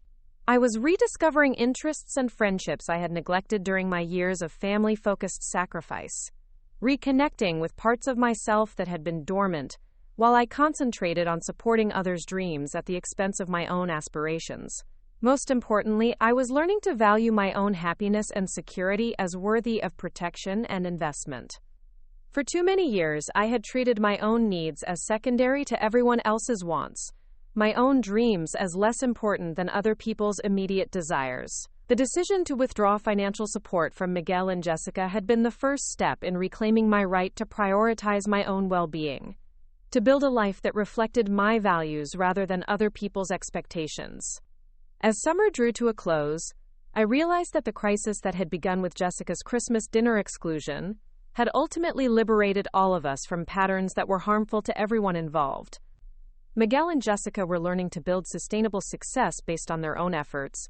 Sophia was developing resilience and empathy that would serve her throughout her life, and I was finally living as someone whose happiness mattered, whose dreams deserved investment, whose future was worth protecting. September brought an invitation that I never expected to receive. Jessica called to ask if I would like to join them for Thanksgiving dinner, not as an obligation or a guilt-driven gesture, but as a genuine desire to include me in their family celebration. Her voice was warm but tentative, clearly hoping for acceptance, but prepared for rejection given our history around holiday gatherings. The irony wasn't lost on me that exactly 10 months after being excluded from Christmas dinner, I was being invited to Thanksgiving with what sounded like sincere enthusiasm. But what struck me most about Jessica's call wasn't the timing or the reversal of circumstances, but the tone of her voice. She sounded like someone making a request rather than granting a favor, someone who understood that my presence would be a gift to them, rather than a burden they were reluctantly accepting.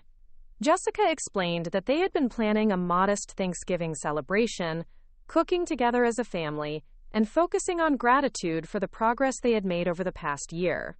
She wanted Sophia to understand the holiday's meaning beyond abundance and consumption, to appreciate what they had rather than dwelling on what they had lost when their lifestyle changed. My presence would add meaning to their celebration, she said, because I represented family history and wisdom that Sophia needed to understand and value. I accepted the invitation, curious to see how they would approach a holiday that had traditionally been about excess in their household, wondering how they had redefined gratitude in light of their changed circumstances. The Jessica who was inviting me to Thanksgiving sounded fundamentally different from the woman who had dismissed me from Christmas, more thoughtful and less entitled, more focused on relationships than appearances. In the weeks leading up to Thanksgiving, I found myself reflecting on how much had changed since that devastating phone call in December. The woman who had been excluded from family dinner because she made people uncomfortable was now being invited to help create meaningful holiday memories for her granddaughter. The mother-in-law who had been seen as problematic was now valued for the perspective and stability she could bring to their celebration. But the most significant change wasn't in how they saw me, but in how I saw myself. The version of me that had absorbed Jessica's exclusion with hurt and resignation no longer existed. I had become someone who understood her own worth, who recognized that my value to family wasn't measured by my willingness to subsidize their lifestyle or remain silent about their poor choices. I was attending Thanksgiving as an equal participant rather than a barely tolerated presence, and that shift in dynamic felt revolutionary. The Tuesday before Thanksgiving, Sophia called me herself, her 7-year-old voice bubbling with excitement about our upcoming dinner. She had been helping her parents plan the menu, she told me, choosing recipes that they could make together rather than ordering from expensive restaurants or hiring caterers. Sophia sounded proud of her contributions to the meal planning, engaged in the process of creating celebration rather than simply receiving it. She asked if I had any special recipes I might want to share, any family traditions from her grandfather Carlos's family that could become part of their new holiday routine. Her interest in family history and cultural traditions represented a maturity I hadn't expected from someone her age, a desire to connect with heritage rather than just accumulate experiences. Sophia was developing an understanding of family that went beyond material provision to include shared stories, customs, and values. I promised to bring ingredients for Carlos's grandmother's flan recipe, a dessert that required patience and technique rather than expensive ingredients, something Sophia could learn to make herself as she grew older. The recipe represented everything I hoped their new approach to holidays would embody: connection to family history, investment of time and effort rather than money, and the creation of memories through shared activity rather than passive consumption. Thanksgiving morning dawned cold and clear, the kind of November day that seemed designed for cozy indoor gatherings and warm comfort food. I arrived at Miguel and Jessica's rental house carrying ingredients for flan and a small bouquet of flowers from my neighborhood grocery store, simple contributions that reflected my genuine desire to participate rather than attempt to impress or overwhelm. The house smelled wonderful, filled with the aromas of turkey and herbs, homemade bread and roasting vegetables. Jessica greeted me at the door wearing an apron that was actually stained with cooking, her hair pulled back practically rather than styled perfectly, looking like someone who had been actively involved in meal preparation rather than supervising hired help. She seemed genuinely happy to see me, welcoming me into their home with the kind of warmth that felt authentic rather than performed. Sophia ran to hug me, chattering excitedly about all the dishes they had been preparing since early morning, proud of her contributions to the meal and eager to show me the table she had helped set, with their everyday dishes, rather than formal china. The absence of elaborate decorations and expensive table settings made the space feel more intimate and personal, focused on family connection rather than impressive presentation. Miguel emerged from the kitchen, looking more relaxed than I had seen him in years, his sleeves rolled up and his face flushed from cooking, clearly enjoying the process of creating their celebration rather than managing it. He hugged me with genuine affection, thanking me for coming and for bringing Carlos's family recipe to share with Sophia. His appreciation felt real, uncomplicated by the financial tensions that had shadowed our previous interactions. The cooking process became a family activity, with each of us contributing to different aspects of the meal while Sophia moved between tasks, helping where she could and learning techniques she could use in future celebrations. Jessica taught her how to mash potatoes properly, Miguel showed her how to carve turkey safely, and I guided her through the delicate process of making caramel for the flan.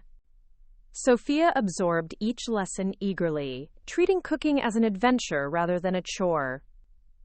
As we worked together in their modest kitchen, I was struck by how different this felt from their previous holiday celebrations. Instead of stress about timing and presentation and impressing guests, there was laughter and collaboration and genuine enjoyment of the process.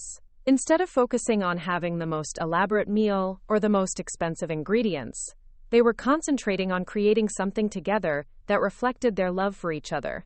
When we finally sat down to eat, the meal was delicious, but more importantly, it was meaningful. Each dish represented effort and care rather than financial expenditure, collaboration rather than delegation, family recipes, and personal touches rather than professional catering. Sophia led us in sharing what we were grateful for, a tradition Jessica said they had started to help her understand Thanksgiving's true meaning.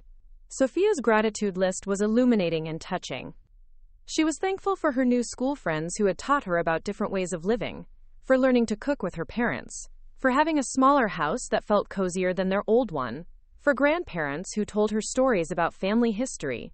Her appreciation focused on relationships and experiences rather than possessions, suggesting that their financial transition had taught her to value things that couldn't be bought or lost.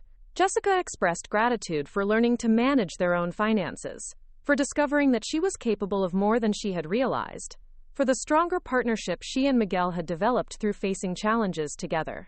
She also thanked me specifically for forcing them to confront their financial irresponsibility before it destroyed their family's security. Her gratitude was complex and mature, acknowledging that my seemingly harsh decision had ultimately benefited everyone involved.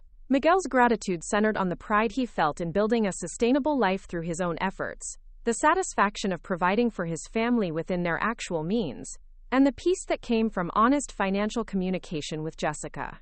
He also expressed appreciation for my forgiveness of their debt, which had allowed them to move forward without the burden of resentment or ongoing financial obligation complicating our family relationships. When it was my turn to share, I found myself grateful for things I had never appreciated before my decision to withdraw financial support. I was thankful for the freedom to make choices based on my own priorities, for rediscovering interests and friendships I had neglected, for learning that my happiness was worth protecting and investing in. I was also grateful for the stronger family relationships that had emerged from our financial crisis, connections based on mutual respect rather than financial dependence. After dinner, we worked together to clean up, the same collaborative spirit that had characterized our cooking, carrying over into the less glamorous aspects of hosting. Sophia helped clear dishes and wash pots, Jessica organized leftovers efficiently, Miguel tackled the more challenging cleanup tasks, and I dried dishes while sharing stories about Carlos's family traditions that had shaped my own understanding of hospitality and celebration. The afternoons stretched into evening as we lingered around their modest dining table, playing simple card games and sharing family stories that Sophia had never heard before. Jessica asked thoughtful questions about my childhood, my marriage to Carlos, my experiences as a single mother raising 3 children on a teacher's salary. Her interest seemed genuine rather than polite, focused on understanding my perspective rather than simply making conversation. Miguel shared memories of his own childhood that I had forgotten. Stories about our holiday traditions when money was tight but love was abundant. Celebrations that had been meaningful precisely because they required creativity and effort rather than financial resources. Sophia listened intently to these stories, beginning to understand that her family's current circumstances weren't a departure from their history, but a return to values that had been temporarily obscured by artificial prosperity. As the day wound down, Jessica walked me to my car, thanking me again for coming and for contributing to what she described as their best Thanksgiving in years. She explained that the holiday had felt more authentic and meaningful than their previous celebrations, focused on genuine gratitude rather than competitive abundance, connection rather than consumption. She hoped we could maintain this new tradition, this approach to family gatherings that prioritized relationships over displays of wealth. Driving home through the quiet November evening, I reflected on how completely my family dynamics had transformed over the past 11 months. The crisis that had begun with exclusion from Christmas dinner had evolved into inclusion in a celebration that was more genuine and satisfying than any holiday we had shared during the years when I was subsidizing their lifestyle. The financial withdrawal that had initially felt punitive had ultimately created space for healthier relationships to develop. December arrived with another unexpected phone call, this time from Miguel, asking if I would like to join them for Christmas dinner. Not as an afterthought or obligation, he clarified, but as an integral part of their holiday celebration, someone whose presence would make their gathering more complete and meaningful. His invitation carried none of the desperation that had characterized his communications during the mortgage crisis, but rather the warm anticipation of someone looking forward to sharing joy with family. The year had come full circle, but everything had changed. The woman who had been deemed too problematic for Christmas dinner was now being eagerly welcomed to holiday celebrations by a family that had learned to value her presence for reasons that had nothing to do with money. The mother-in-law, who had been seen as difficult, was now appreciated for the wisdom and perspective she brought to family discussions about values, priorities, and what truly mattered in life. I accepted Miguel's invitation with genuine pleasure, curious to see how they would approach Christmas in their transformed circumstances, wondering what traditions they would maintain and what new customs they might create to reflect their evolved understanding of celebration and family connection. The Christmas dinner I would attend would be hosted by people who had learned to live within their means, who had developed appreciation for simple pleasures, who had discovered that love could be expressed in countless ways that didn't require financial expenditure. The weeks leading up to Christmas were filled with small interactions that demonstrated how thoroughly our family dynamics had shifted. Sophia called to ask about decorating traditions from Carlos's family, wanting to incorporate cultural elements that connected her to heritage rather than just commercial holiday imagery. Jessica texted pictures of homemade decorations she and Sophia were creating together, craft projects that required time and creativity rather than expensive materials. Miguel stopped by my apartment one evening to deliver a Christmas gift he and Jessica had made together, a photo album documenting Sophia's growth and development over the past year, focusing on her adaptation to their new lifestyle and the skills she had learned through their financial transition. The gift represented thoughtfulness and effort rather than monetary value, personal attention rather than convenient purchasing. Looking through the photo album, I could see Sophia's transformation from a child accustomed to having every desire fulfilled immediately to someone who took pride in earning rewards through effort, who found satisfaction in simple pleasures, who had developed empathy for others through understanding that not everyone lived with the same advantages she had taken for granted. The pictures told the story of a family learning to thrive within their actual means rather than struggling to maintain appearances they couldn't afford. Christmas Eve found me wrapping simple gifts I had chosen thoughtfully for each family member, presents that reflected my knowledge of their interests and needs rather than attempts to impress through expense. For Sophia, I had selected books about strong female characters who overcame challenges through intelligence and perseverance. Stories that would reinforce the resilience she was developing. For Jessica, I chose a beautiful journal where she could record family recipes and holiday traditions, supporting her efforts to create meaningful customs for Sophia. For Miguel, I found a vintage photo frame where he could display a picture of Carlos that would help Sophia understand her grandfather's place in family history. Christmas morning brought a call from Sophia, wishing me happy holidays and bubbling with excitement about the modest gifts she had received, presents that seemed more precious to her because they had been chosen with such obvious care and attention to her specific interests. She described each gift in detail, explaining why she loved them and how she planned to use them, demonstrating the kind of genuine appreciation that comes from understanding the thought behind giving rather than simply accumulating objects. Christmas dinner at Miguel and Jessica's house was everything I had hoped their Thanksgiving celebration would become, and more. The meal was delicious, the conversation was warm and meaningful, the atmosphere was relaxed and joyful. Sophia had helped with meal preparation and table setting, taking pride in her contributions to their family celebration, engaged in creating joy rather than simply receiving it.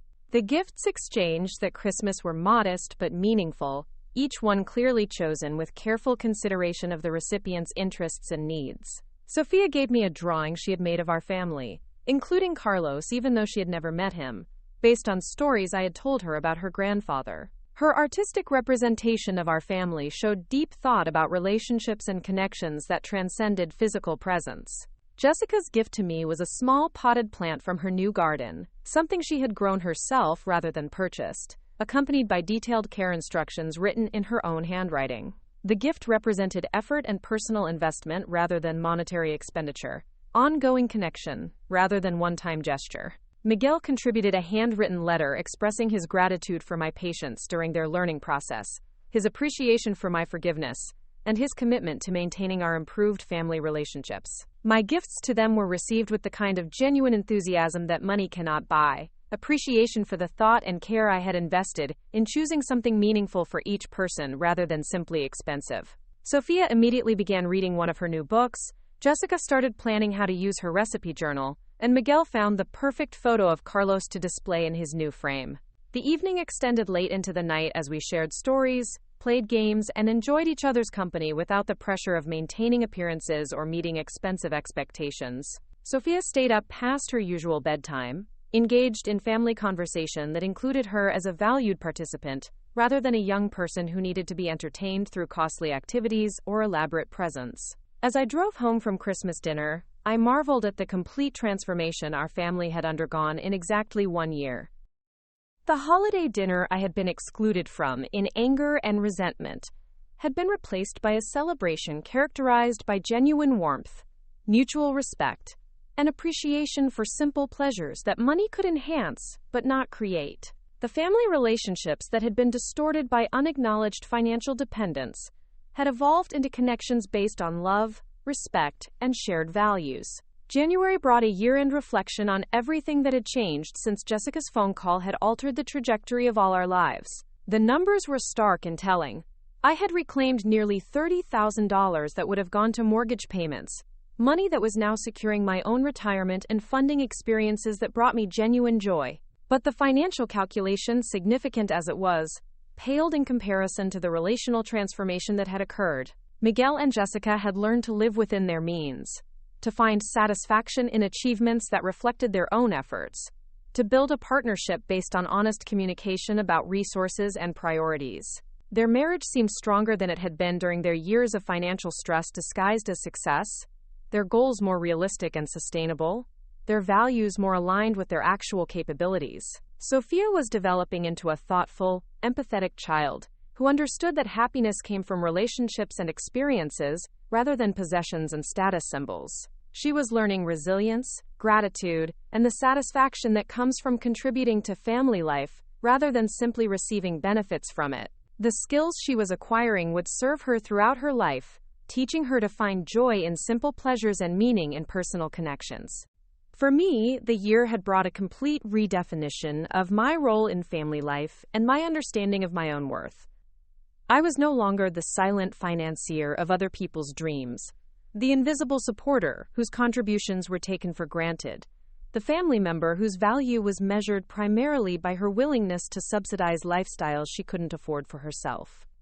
I had become someone whose presence was valued for her wisdom, experience, and love, rather than her ability to provide money. The financial independence I had reclaimed allowed me to pursue interests and experiences I had deferred for years, but more importantly, it had restored my sense of agency and self-determination. I was making choices based on my own priorities rather than other people's expectations, investing in my own happiness rather than constantly sacrificing my security for others' comfort. February brought a conversation with Maria that helped me understand the broader implications of my decision to withdraw financial support from Miguel and Jessica. My daughter had been watching the transformation from a distance, observing how the crisis had ultimately strengthened family relationships rather than destroying them, how financial independence had benefited everyone involved rather than just me. Maria told me that she had learned important lessons about family support from watching my situation unfold, understanding that ongoing financial assistance could become enabling rather than helpful if it prevented people from developing their own capabilities and responsibilities. She had been considering whether to help her own adult children with various expenses, and my experience had taught her to distinguish between temporary assistance during genuine crises and long-term subsidies that might ultimately harm rather than help. The conversation with Maria reinforced my understanding that my decision to stop paying Miguel's mortgage had been about more than money or family relationships.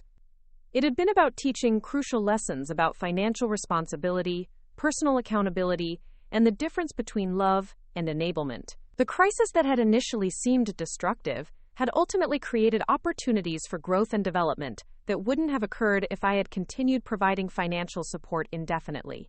Spring arrived with new plans and possibilities that reflected my continued commitment to prioritizing my own well-being and happiness. I enrolled in advanced art classes that would require travel to a nearby city, invested in home improvements that would make my apartment more comfortable and beautiful, and began planning an extended trip to Italy that would fulfill dreams Carlos and I had shared during our marriage. But the most significant change was in my understanding of family relationships and the role I wanted to play in Sophia's life as she continued growing up.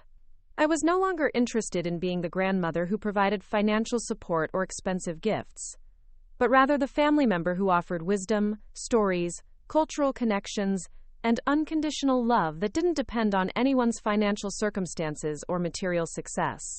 Sophia, now 8 years old and thriving in her environment of modest means and genuine family connection, had become someone I was excited to know and spend time with. Her questions were thoughtful, her observations were insightful, and her appreciation for simple pleasures was genuine rather than performed. She was developing into exactly the kind of person I had hoped she would become. Someone who understood that wealth was measured in relationships and experiences rather than possessions and status symbols. As spring turned to summer, Miguel and Jessica continued demonstrating their commitment to living within their means and building sustainable financial stability. Miguel had received a promotion that came with additional responsibilities and modest salary increase, money they were saving rather than immediately spending on lifestyle upgrades.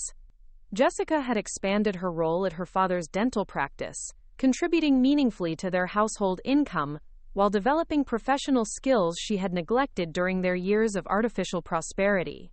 Their relationship seemed to grow stronger each month as they worked together toward shared goals, made joint decisions about priorities and trade-offs, and took pride in achievements that reflected their combined efforts, rather than external support. They were building the kind of marriage that could weather financial challenges because it was based on partnership and mutual respect rather than shared dependence on outside resources. The summer brought Sophia's 8th birthday, another opportunity to observe how completely their approach to celebration had evolved since their financial transition. The party was small and intimate, focused on activities that brought children together rather than impressive displays that separated them by economic status. Sophia seemed happier and more engaged than she had been at her elaborate previous celebrations, more focused on her friends than on the presents she received. Watching Sophia interact with children from diverse economic backgrounds, I could see how much her perspective had expanded since learning to live without artificial abundance. She was developing friendships based on shared interests rather than comparable family resources, learning to appreciate differences rather than judge them, building social skills that would serve her throughout her life in ways that expensive private schools and exclusive social circles never could have provided. As summer drew to a close, I reflected on how thoroughly my life had been transformed by my decision to withdraw financial support from Miguel and Jessica 18 months earlier. The choice that had initially felt difficult and potentially destructive had become the foundation for healthier family relationships, personal growth, and financial security that enhanced every aspect of my daily life. The woman who had been excluded from Christmas dinner because she made people uncomfortable had become someone whose presence was eagerly anticipated at family gatherings, whose opinions were valued and sought out, whose love was appreciated rather than taken for granted.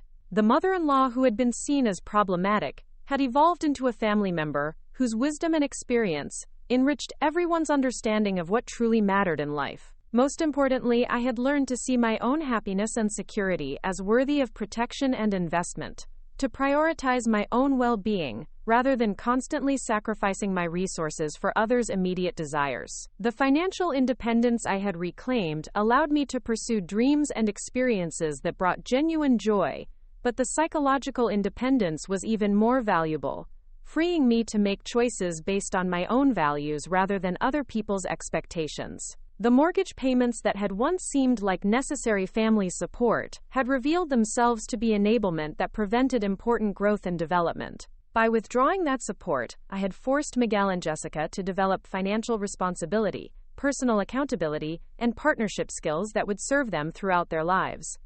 The crisis that had initially seemed punitive had ultimately become the catalyst for positive changes that benefited everyone involved. As I looked ahead to future family gatherings, travel plans, and personal projects funded by money that was finally my own to spend as I chose, I felt profound gratitude for the courage to prioritize my own well-being even when it meant disappointing people I loved. The decision to stop paying their mortgage had been difficult in the moment, but it had led to relationships and experiences that were more authentic, sustainable, and satisfying than anything I had known during my years of financial sacrifice. Sophia would grow up understanding that love was expressed through presence and attention rather than money and material gifts, that family connections were built on mutual respect rather than financial dependence, that happiness came from relationships and experiences rather than possessions and status symbols. The lessons she was learning now would shape her entire approach to money, family, and what truly mattered in life. Miguel and Jessica would continue building a life that reflected their actual resources and capabilities, taking pride in achievements that represented their own efforts, developing the kind of financial stability that came from living within their means, rather than depending on external support. Their marriage would remain strong because it was based on honest communication and shared responsibility rather than mutual dependence on someone else's generosity. And I would continue exploring the world, pursuing interests, and building relationships that brought me joy, finally living as someone whose happiness mattered, whose dreams deserved investment, whose future was worth protecting.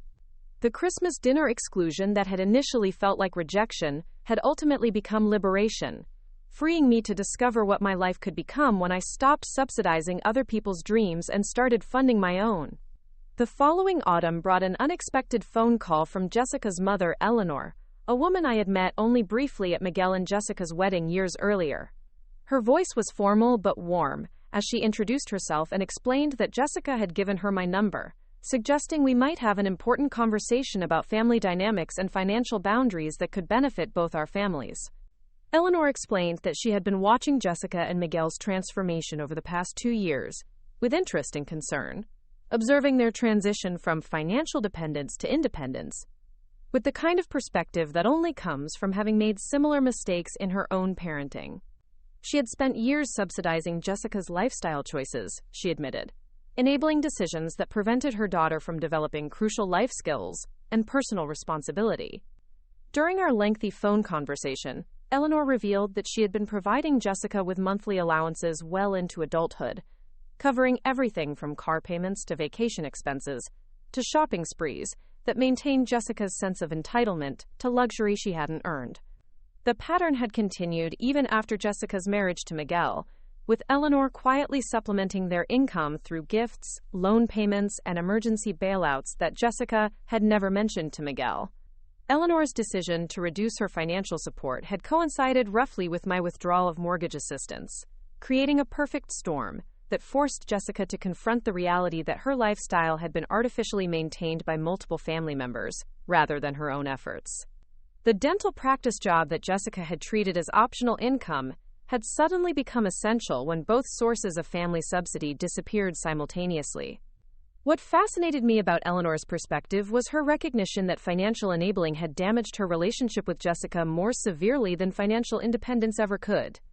During the years when money flowed freely from mother to daughter, their conversations had been shallow and transactional, focused on Jessica's immediate needs and wants rather than her long-term development and happiness. Eleanor had become a financial resource rather than a trusted advisor, someone Jessica contacted when she needed funding rather than guidance. The withdrawal of financial support had initially created tension between Eleanor and Jessica, similar to the crisis that had erupted between Miguel and me when the mortgage payments stopped. But as Jessica learned to manage her own resources and make independent decisions, their relationship had gradually evolved into something more authentic and meaningful. Eleanor was now someone Jessica called for advice rather than money, someone whose opinions she valued because they weren't connected to financial obligation. Eleanor proposed that we meet in person to discuss our experiences and perhaps develop strategies for supporting our adult children in ways that fostered independence rather than dependence. She was planning to visit family in my area during the holidays and suggested we arrange a dinner meeting where we could share perspectives on the delicate balance between family support and enabling behavior. I agreed to meet Eleanor, curious about her insights and eager to connect with someone who understood the complex emotions involved in withdrawing financial support from adult children who had become accustomed to family subsidies. Our conversation had already provided validation for decisions that had sometimes felt harsh or unloving, confirming that long-term enabling often caused more harm than short-term financial hardship. 2 weeks later, Eleanor and I met at a quiet restaurant downtown, recognizing each other immediately, despite having met only once years earlier. She was an elegant woman in her 70s, clearly someone who had maintained her own financial independence and personal identity, despite years of supporting her daughter's lifestyle choices. Her manner was warm but direct, suggesting someone who had learned to communicate honestly about difficult topics. Over dinner, Eleanor shared details about her own journey toward establishing financial boundaries with Jessica, describing the gradual process of reducing support and the resistance she had encountered from her daughter. Jessica had initially responded to funding reductions with emotional manipulation, dramatic accusations of abandonment, and threats to limit Eleanor's access to Sophia unless the financial assistance resumed at previous levels. But Eleanor had remained firm in her decision, supported by a financial advisor who had helped her understand that unlimited family support was preventing Jessica from developing crucial skills and potentially endangering Eleanor's own retirement security. The advisor had shown Eleanor projections of her future financial needs, demonstrating that continued subsidies for Jessica's lifestyle would require Eleanor to sacrifice her own security and independence in later years. The conversation revealed striking parallels between our situations, confirming that Jessica and Miguel's financial irresponsibility had been enabled by multiple family members who had prioritized short-term peace over long-term development. Eleanor's willingness to endure temporary conflict in order to force Jessica toward independence had been crucial to their family's ultimate transformation, just as my withdrawal of mortgage support had catalyzed Miguel's growth toward financial responsibility. Eleanor also shared insights about Sophia's development that I hadn't fully appreciated from my own perspective as grandmother. She had been watching Sophia's adaptation to reduced circumstances with particular interest, noting how quickly children adjust to new realities when parents model healthy attitudes about financial limitations, rather than expressing resentment or fear about changed circumstances. Sophia's resilience and adaptability had impressed Eleanor, who had worried that her granddaughter was developing unrealistic expectations about material abundance and immediate gratification. The transition to a more modest lifestyle had actually enhanced Sophia's creativity, social skills, and appreciation for simple pleasures in ways that unlimited resources never could have achieved. Our dinner conversation extended for nearly 3 hours as we explored the psychological and practical aspects of establishing financial boundaries with adult children, sharing strategies that had proven effective and mistakes we had made along the way. Eleanor's experience with Jessica's emotional manipulation had taught her to distinguish between genuine distress and calculated attempts to restore previous financial arrangements through guilt and pressure. She described specific techniques for responding to crisis calls and emergency requests without automatically providing money, ways to offer emotional support and practical advice while maintaining firm boundaries about financial assistance. Her approach had been more gradual than mine, reducing support incrementally rather than cutting it off completely, but the ultimate goals and results had been remarkably similar. Eleanor's insights about grandparent relationships were particularly valuable, helping me understand how to maintain meaningful connections with Sophia, while avoiding the trap of becoming the family member who provided treats and privileges that parents couldn't afford. She had learned to focus her relationship with Sophia on experiences rather than material gifts, time and attention rather than financial expenditure. Before we parted that evening, Eleanor and I exchanged contact information and agreed to maintain regular communication about our ongoing experiences with financial boundaries and family relationships. She had become not just a co-conspirator in forcing our children toward independence, but a genuine friend who understood the complex emotions involved in prioritizing long-term family health over short-term family harmony.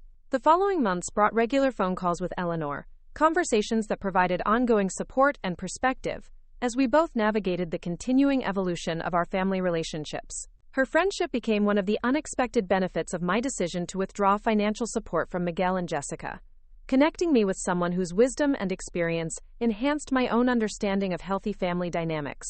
Spring brought news that Miguel had been offered a significant promotion at his accounting firm, recognition of the improved work performance and professional development that had resulted from his increased financial responsibilities at home.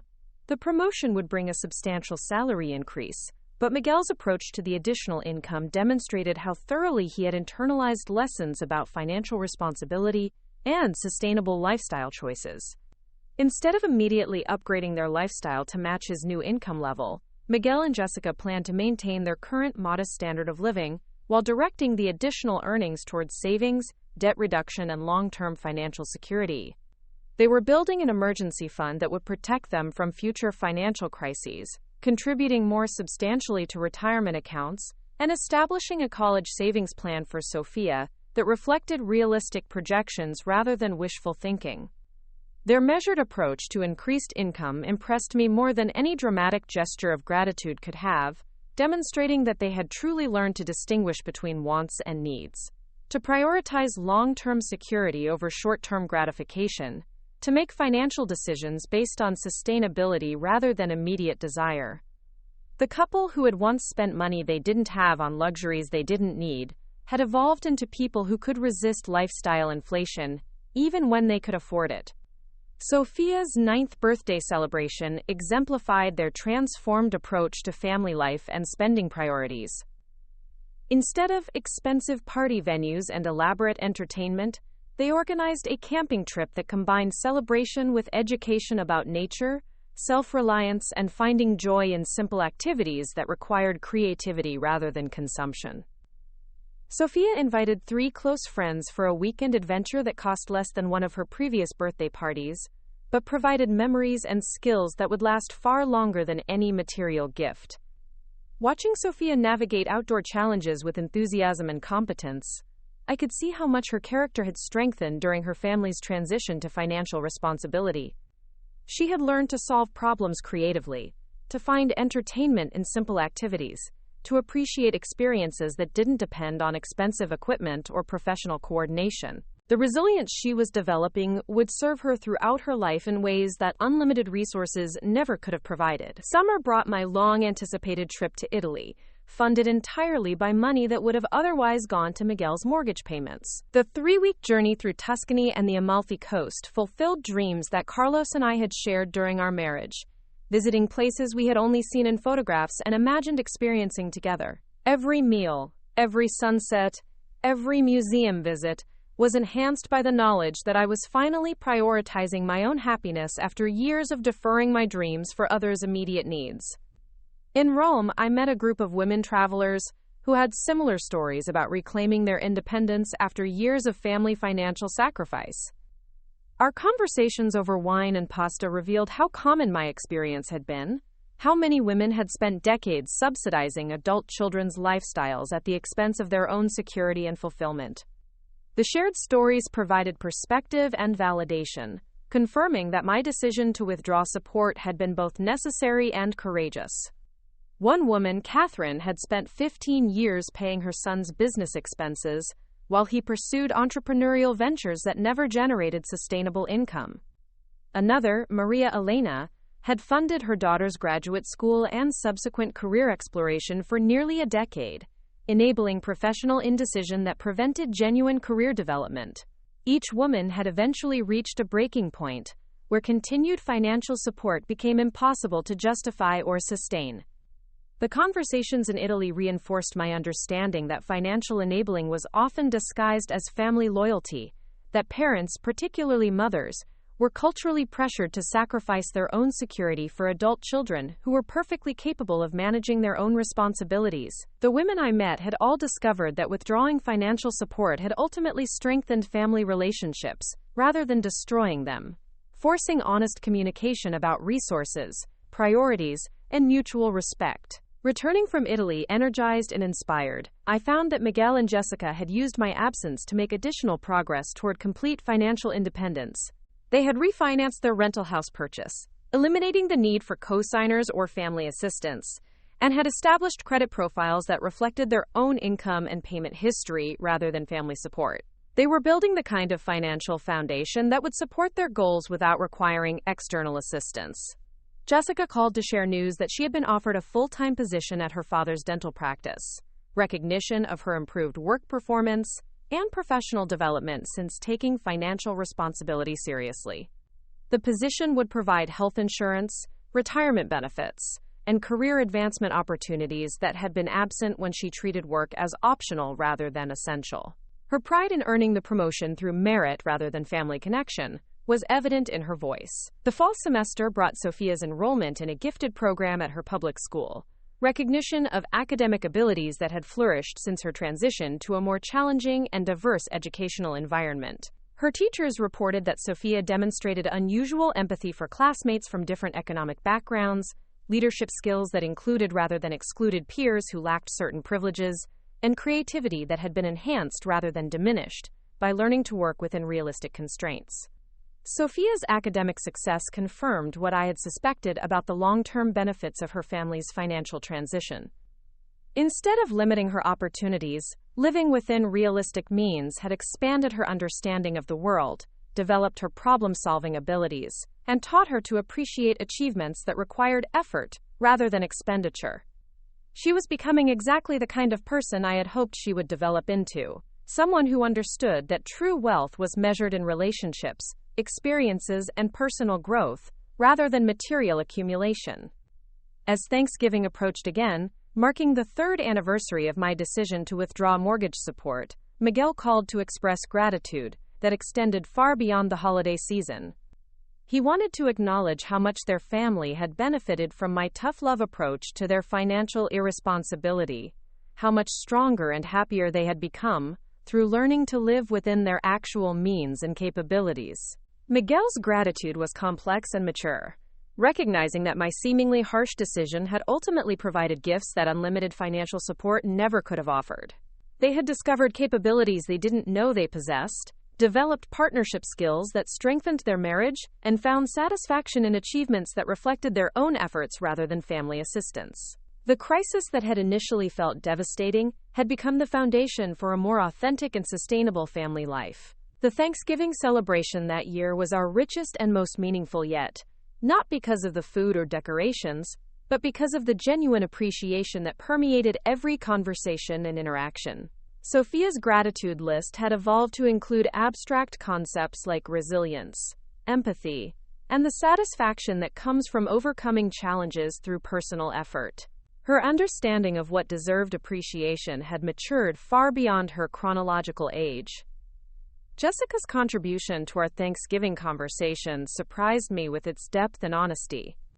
She acknowledged that her previous lifestyle had been hollow despite its material abundance, focused on external appearances rather than internal satisfaction, dependent on others' resources rather than her own capabilities. The transition to financial independence had been difficult initially, but it had ultimately provided freedom from anxiety about maintaining unsustainable appearances and constant worry about whether family support would continue indefinitely. As we cleaned up together after dinner, working as a team without hired help or expensive convenience solutions, I marveled at how much more connected and satisfied our family interactions had become. Instead of the superficial politeness that had characterized gatherings when financial tensions remained unspoken, our conversations were honest, our laughter was genuine, and our appreciation for each other was based on who we were rather than what we could provide financially. December brought Sophia's request to learn more family recipes from Carlos's heritage, continuing her interest in cultural traditions that connected her to family history rather than commercial holiday imagery. We spent several afternoons in my kitchen, preparing traditional dishes while I shared stories about Carlos's family and their approach to celebration, hospitality, and finding joy in simple pleasures that required time and attention rather than expensive ingredients. Sophia's eagerness to learn these traditions and her genuine appreciation for the stories behind them confirmed that her values were developing in healthy directions, focused on connection and heritage rather than consumption and competition. She was learning to see food preparation as an expression of love rather than a task to be delegated, celebration as something families created together rather than purchased from professionals. The Christmas celebration that concluded our third year of transformed family dynamics was our most satisfying yet, characterized by genuine warmth, meaningful traditions, and gifts that reflected deep knowledge of each person's interests and needs, rather than impressive price tags. Sophia had made presents for each adult, handcrafted items that represented hours of effort and consideration, demonstrating that she had internalized lessons about the superiority of personal investment over monetary expenditure. As the year drew to a close, I reflected on the profound transformation that had resulted from my decision to prioritize my own financial security over my son's artificial lifestyle maintenance. The choice that had initially felt selfish and potentially destructive had ultimately benefited everyone involved, creating opportunities for growth, development, and authentic relationship building that would never have emerged if I had continued enabling their financial irresponsibility indefinitely. The woman who had been excluded from Christmas dinner 3 years earlier because she made people uncomfortable had become someone whose presence was eagerly anticipated, whose wisdom was valued and sought out, whose love was appreciated rather than taken for granted. The family relationships that had been distorted by unacknowledged financial dependence had evolved into connections based on mutual respect, honest communication, and shared values that transcended material circumstances. Most importantly, I had learned that true family support meant helping people develop their own capabilities, rather than providing resources that prevented growth and independence. The mortgage payments that had seemed like necessary assistance had actually been obstacles to Miguel and Jessica's development into responsible, capable adults who could take pride in their own achievements and provide genuine security for their daughter through their own efforts rather than family subsidy. Up next, you've got 2 more standout stories right on your screen. If this one hit the mark, you won't want to pass these up. Just click and check them out.